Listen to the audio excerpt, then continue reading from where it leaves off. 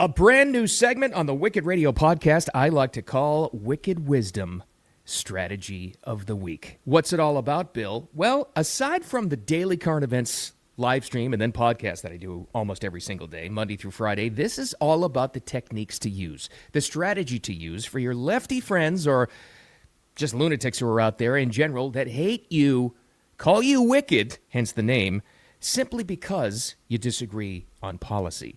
Because, and I know it's a long shot, I think somehow, some way, if you use enough strategy on them, maybe we can find some common ground. I know it's a long shot. And I also hear you saying this. Well, I just don't deal with people. I get these messages all the time. I don't deal with people like that in my life. I don't accept that. Okay. Well, good luck with that. That means you never leave your house, you never go shopping, you never go to a bank, you never work with anybody, you don't have anybody over for Thanksgiving dinner. The rest of us in the real world, we have to deal with these people somehow, some way, the best we possibly can. So our first subject this week I found fascinating because even though she's very judgy, and I think clueless in my opinion, she's not a lunatic. Even though this is one of those in-car videos, and it looks like she's been crying, she's not like raging and screaming and saying, we need to kill all the people we disagree with, and I hate you because you voted for Trump. She seems, I think, at least reasonable. So maybe it's worth finding some common ground with this one. But you be the judge. Here she is. I don't know if this anger is justified, but I feel so much anger about the fact that in the last few days, I've asked a few people, I've said, like, do you know anyone that's going to be affected by food stamps not going out? And people are like, no, really? No, I don't think so. You don't think so? There are people that, some of you I've talked to, that live your lives in such a vacuum that you don't know suffering. Like, there are people that are only engaged with people that aren't suffering. And I feel like that's part of the problem.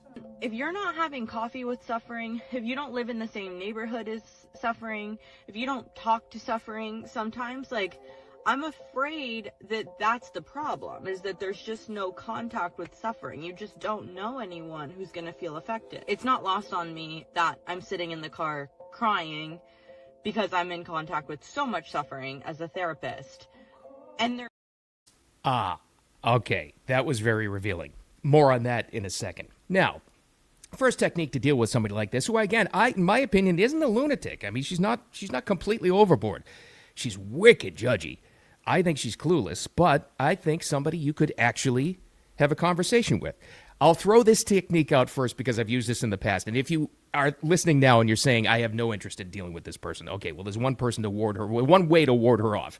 Guaranteed. And I've done this in the past. If you catch me in a bad mood or I'm really busy doing something and somebody like that is chirping at me,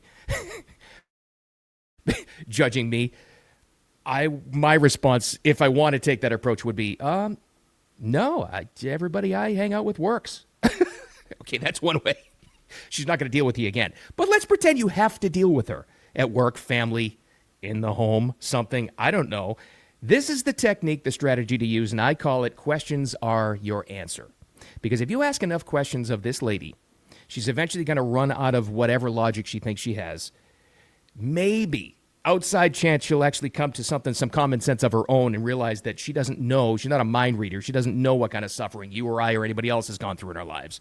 So try this, and if you ask enough of these kinds of questions, you might break through, maybe. First one is this. So wait a minute. Am I a bad person if I don't have enough people in my life who are suffering? And see what she says to that. And the second question is this.